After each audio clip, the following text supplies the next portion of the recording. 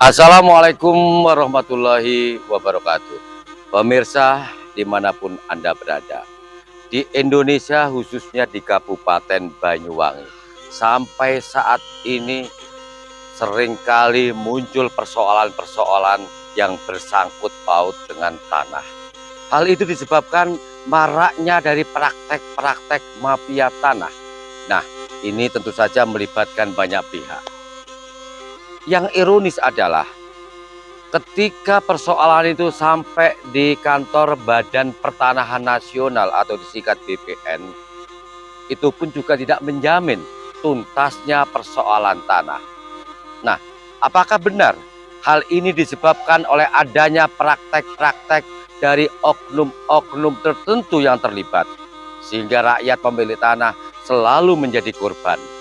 Nah, sebenarnya seperti apa sih persoalan dan cara-cara prakteknya dari orang-orang yang selama ini menyalahgunakan kewenangan dalam tugas ini? Satu sisi, BPN menyalahkan pihak-pihak yang terlibat mengurus. Di sisi lain, orang yang memiliki tanah tersebut mengurus sudah memenuhi semua persyaratannya. Baik, untuk lebih jelasnya, mari kita ikuti bersama bincang-bincang saya dengan pengamat kebijakan publik yang khusus menyoal persoalan dari mafia tanah. Mari.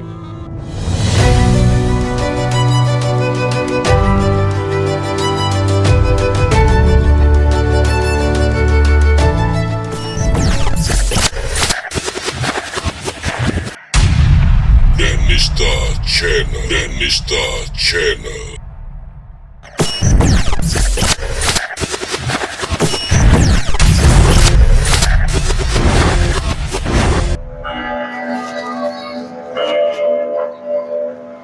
Halo, assalamualaikum Mas Andi.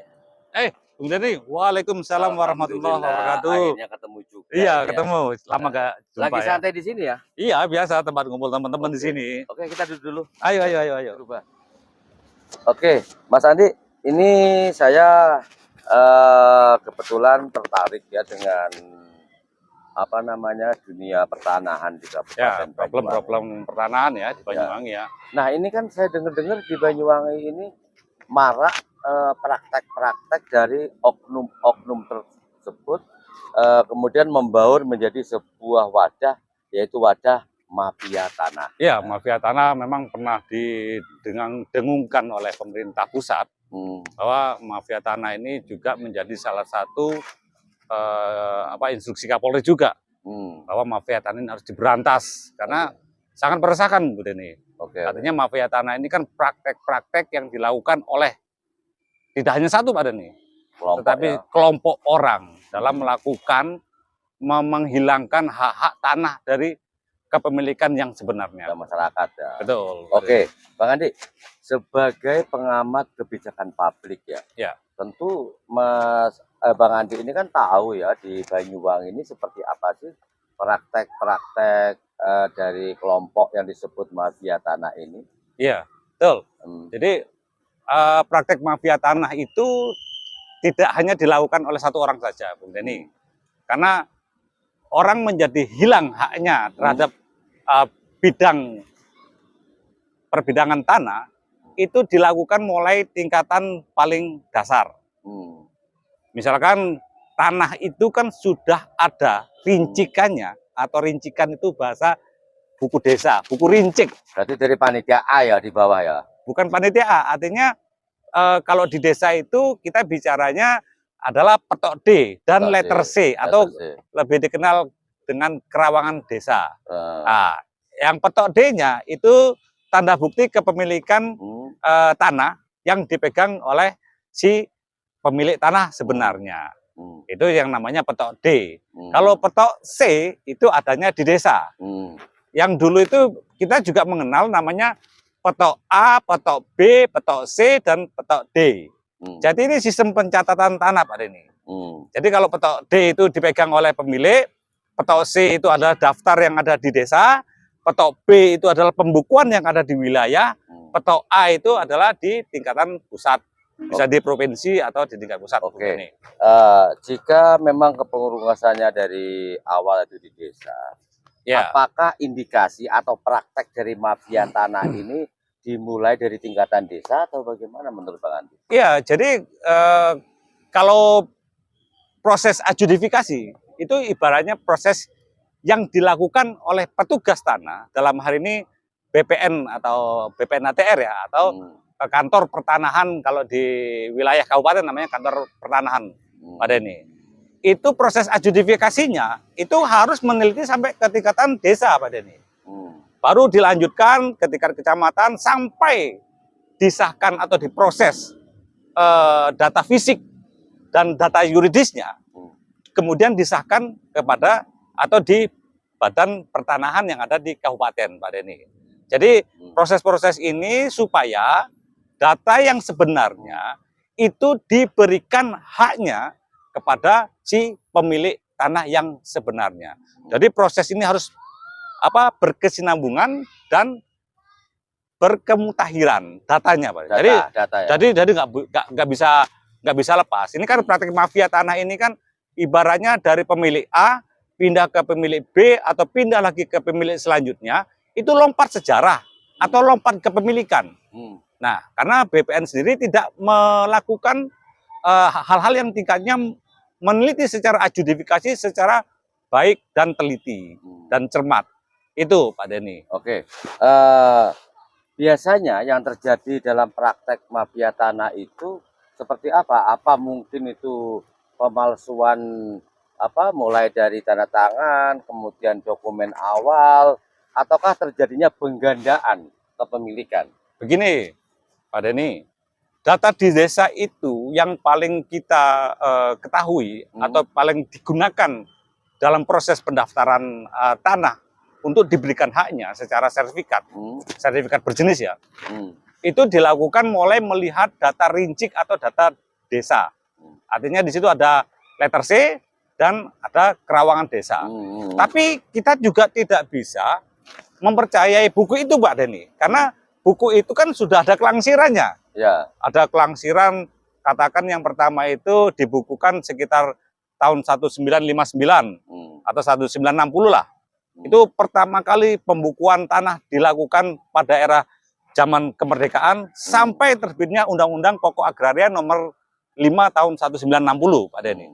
Tapi proses-proses itu, buku-buku awal ini, itu istilahnya tanda kutip Pak Denny, itu dibumi hanguskan, dihilangkan. Berarti dokumen awal hilang otomatis. Dokumen awal ini tanda kutip banyak di desa itu tidak terpelihara atau dikatakan hilang. Yang dipakai itu adalah kelangsiran selanjutnya. Bisa di tahun 70, 80 atau 90. Padahal ini rangkaiannya harus berkesinambungan. Pemilik awal berpindah ke pemilik yang sekarang ada di buku desa, itu ada catatannya harusnya. Ada historinya ya? Ada historinya. Tapi ya gini Pak Denny, ada peristiwa sejarah ya. Kita tahu ada peristiwa sejarah tahun 1965. Nah, kemudian ada yang sifatnya, maaf ya, misalnya tanda kutip pada waktu itu pemerintahan di si ABRI dulu ya. ABRI ya. Dulu kan kita menyebutnya ABRI ya. Nah, itu kan sudah sampai kepada kantor-kantor desa dan kelurahan Pak Denny. Nah, di mana tanah-tanah yang pada waktu peristiwa sejarah tadi itu ditinggalkan, dianggap itu tidak bertuan, padahal itu semuanya sudah ada pemiliknya. Ada pemiliknya. Yaitu yang di buku kelangsiran buku pembukaan awal Pak Denny. Pembukaan awal. Ya. Terus gini, kaitan yang kekinian ini kan kami mendengar terlalu marak ya peristiwa praktek-praktek mafia tanah itu, sehingga banyak para pemilik tanah itu kehilangan hak-haknya. Betul. Karena ulah dari oknum-oknum ini. Betul. Kira-kira yang paling berpotensi ini berbuat manipulasi data atau administrasi ini, kira-kira apakah dimulai dari awal hingga ke BPN, ataukah dari oknum tertentu yang memainkan supaya jadi hak milik ini beralih pada orang lain? Nah, itu kita bagi menjadi beberapa layer ya. Maksudnya pemainnya. Pemainnya kita bagi pada tahapan ibaratnya data-data yang ada di tingkatan desa atau kelurahan. Kemudian data-data yang digunakan untuk pendaftaran, misalkan di PPAT, pejabat pembuat akte tanah, atau di sini mungkin ada camat, ada mungkin ada notaris dan PPAT kan, ya gitu. notaris dan PPAT, betul. Kemudian ini melangkah lagi kepada BPN untuk didaftarkan. Tapi hak untuk adjudifikasinya, hak pengesahannya untuk meneliti rangkaian-rangkaian ini benar terhadap dokumen data yuridis dan fisik, itu juga BPN juga diberi kewenangan untuk meneliti sejauh mana kebenaran ya, data fisik dan data yuridis ini benar sesuai dengan kepemilikan hak yang sesuai dengan orangnya, Pak Denny. Gitu. Oke, Bang Andi, ketika semua berkas untuk memohonkan masalah proses sertifikat ya, ini kan dari pihak BPN yang berwenang, ini kan bisa memilah tahu mana yang sudah terpenuhi, kemudian untuk memutakhirkan apakah tanah ini bermasalah atau tidak. Data itu kan pasti ada. Pasti ada. Nah, pasti ada itu. Kenapa ini sampai bisa kecolongan ini? Betul. Jadi gini Pak Denny, sebetulnya yang tadi kita bicara petok A, B, C, dan D, itu semua perangkat ini punya data dasar namanya. Data perbidangan awal. Dan itu sebenarnya kalau dilakukan, itu akan merujuk kepada katakan data-data yuridis yang paling benar. Tetapi di sini begitu data yuridis itu tidak benar oleh haknya, tetapi masih didaftarkan. Artinya kalau seandainya bidang ini milik A, kemudian si B mendaftarkan, itu B itu apanya si A. Hubungan dan rangkaian B dan A ini harus dibuktikan dengan alas hak peralihannya, Pak Denny. Sehingga kemutakhiran data itu berkesinambungan. Dari A ke B prosesnya apa? Sebagai menjadi alas hak untuk katakan didaftarkan. Bisa waris, bisa jual beli, bisa hibah, bisa wakaf, atau bisa hak berfungsi, hak guna bangunan atau hak pakai, Pak Denny. Jadi jenis-jenis ini ketika diberikan sertifikat kepada si pemohon harus disesuaikan. Apabila katakan datanya itu adalah milik A, kemudian A ini memohonkan satu hak milik, ternyata rangkaiannya tidak terbukti bahwa ini milik A berpindah ke B, harusnya BPN itu ibaratnya dapat menghentikan. Karena proses adjudifikasi, verifikasi yang sedemikian diberikan kewenangan oleh kepada BPN sebagai pengaturan dan pencatatan dan juga sampai pengesahan tanah, itu setidaknya hal ini harus runut, Pak Denny. Jadi kalau lompat itu patut dipertanyakan. Seseorang itu ketika mendaftarkan hak bidangnya, tetapi rangkaiannya tidak berdasar, harusnya dia menghentikan. Oke, betul, Pak Denny. Begini, lolosnya ya sebuah proses sertifikat dalam tanda kutip dalam sebuah masalah, mulai dari di desa, notaris PPAT, kemudian ke Badan Pertanahan Nasional untuk didaftarkan dan disahkan itu, ini kemudian keluar, disahkan disahkan kan gitu. Nah, apakah ini antara tiga kelompok ini sebagai satu kesatuan setali tiga uang atau bagaimana? Karena muncul pertanyaan begini. Ketika itu sudah diloloskan, disahkan, itu muncul masalah. Misalnya nih, ada sertifikat ganda, atau peralihan yang tidak sah melalui pemalsuan mulai dari tanda tangan atau dokumen dan sebagainya. Nah, apakah tiga kelompok ini saling mengetahui sebagai bagian daripada benang merah atau bagaimana? Ya tanda kutip ada ini. Itu bisa juga dikatakan ini tahu milik siapa, tetapi ketika pendaftaran ya kita tidak tahu ya mafia ini siapa yang bermain di belakangnya. Bisa oknum juga, artinya bisa oknum pertanahan, kantor BPN. Di situ mungkin ada oknumnya juga. Kemudian di tingkat notaris, notaris juga harusnya memberkas dokumen secara data fisik dan data yuridis itu juga benar. Rangkaian-rangkaian pemilik hak itu didaftarkan secara benar. Nah, itu juga bisa di tingkatan notaris atau PPAT, pejabat pembuat tanah. Atau kita tarik ke belakang lagi, Pak Denny. Kita bisa juga maaf tanda kutip, permainan di tingkat desa dan kelurahan. Kerawangan itu diubah sendiri, perawan itu dicoret-coret sendiri, dihapus kadangnya Pak Denny. Sehingga antara buku pertama terbit, sehingga kelangsiran pertama ini buku Indo awal, kelangsiran pertama, kemudian kelangsiran selanjutnya itu rangkaiannya tidak nyambung Pak Denny. Nah, kalau di desa tanda kutip ya bisa jadi bermainnya oknum desa. Terutama di sini ada dulu Carik ya. Ya, sekarang sekdes. Nah, juga di yang paling berkuasa ya tentunya kewenangan kepala desa. Betul ya. Tiga bagian yang membuat tanah itu lolos dan menjadi tutup mata biasanya Pak Denny ya. Itu pertama keterangan tanah tidak sengketa. Kemudian tanah dikuasai. Kemudian tanah sesuai dengan letter C dan kerawangan desa. Nah, problemnya Pak Denny ya, letter C dan kerawangan desa tanda kutip harusnya diteliti nih pada waktu adjudikasi. Nah, kemudian yang namanya orang menguasai lahan itu juga belum tentu Pak Denny. Bisa magersarinya, bisa orang sewa menyewa, bisa orang itu ibaratnya saudaranya yang menggunakan menguasai. Tetapi ketika didaftarkan, inilah yang mendapatkan ACC dari petugas desa. Oh gitu ya. Ini kan harusnya ketika mendaftarkan benar-benar desa itu meneliti data-data yuridis. Rangkaiannya harus diteliti Pak Denny. Jadi sehingga tidak dengan mudahnya mendapatkan tanda tangan desa, kemudian melangkah untuk didaftarkan ke BPN menjadi sah. Nah ini perlu ibaratnya kita pahami di bagian mana permainan itu terjadi Pak Denny. Oke, meskipun permainan yang begitu rapi, ya kan, sampai ke tingkat notaris BPAT. Namun kan seperti yang Mas Andi bilang tadi di BPN itu kan ada data awal. Awal. Ketika meragukan, kenapa dari pihak petugas BPN sendiri tidak meng-cut atau menghentikan? Nah, betul. Jadi kalau dari proses adjudifikasi itu kan ibaratnya BPN ini punya kewenangan untuk mengklarifikasi sebenarnya.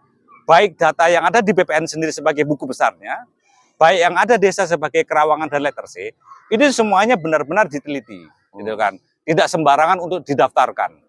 Kemudian kalau seandainya seseorang mendaftarkan tetapi data fisik dan data yuridisnya itu meragukan dan dianggap tidak sesuai, harusnya data yang didaftarkan itu diverifikasi ulang atau BPN membatalkan proses pensertifikatan tadi. Atau mempending minimal ya. Atau begini Pak Denny, mengeluarkan itu sebagai hak guna bangunan saja. Oh ya, untuk atau proses yang ada itu. prosesnya. Jadi bukan hak milik Pak Denny, karena kesinambungannya nggak terhubung, nggak terangkai.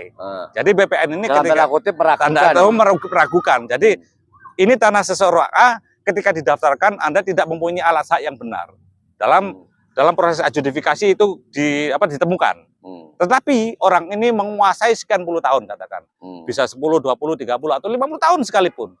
Tetapi mereka tidak mempunyai alas hak yang benar, baik yang disesuaikan dengan desa, baik yang dipunyai dengan data yang ada di pusat atau di pemerintahan kabupaten. Gitu. Jadi begitu tidak benar, janganlah diberikan hak tertinggi. Hak tertinggi itu kan hak milik Pak Denny ya. Betul. Tapi kalau seandainya seperti itu, tapi dia menguasai, harusnya diberikan hanya hak bangunan atau hak pakai saja. Untuk mengantisipasi. Untuk mengantisipasi ketika ini lahan ini bukan miliknya, tapi karena dia menguasai sekian puluh tahun, tapi dia tidak punya landasan yuridis, meragukan. Jadi bisa diberikan bukan hak milik, karena hak milik itu dapat diwariskan masalahnya. Tapi diberikan hanya hak bangunan atau hak pakai saja. Oke, Bang Andi, menurut pengamatan Bang Andi ya, data kotor lah katakannya. Ya. Ini untuk beberapa tahun terakhir ini sudah berapa banyak yang menjadi korban dari praktek-praktek mafia tanah tersebut? Begini ya, kita tahu Pak Denny, mungkin Pak Denny juga sebagai lawyer ya, jadi mungkin Pak Denny juga bersinggungan dengan sengketa atau perkara pertanahan di Banyuwangi kan, bahkan mungkin tapal batas Ijen juga Bang Denny juga meneliti seperti itu. Artinya proses ini bisa berapa tahun? Kemungkinan tidak akan selesai Pak Denny.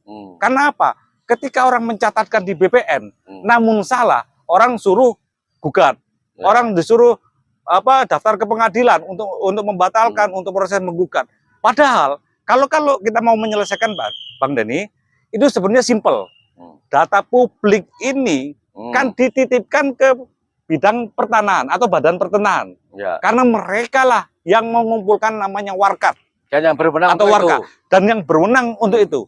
Data publik ini dititipkan di kantor pertanahan yang ada di kabupaten. Betul. Setidaknya kalau seandainya, maaf, ada pemilik yang sebenarnya mengaku-ngaku, mengklaim, dan dia merasa memiliki bukti, mudah saja Bang Denny. Iya, buka aja filenya. Buka aja filenya, gitu loh kan. Betul. Ini data publik.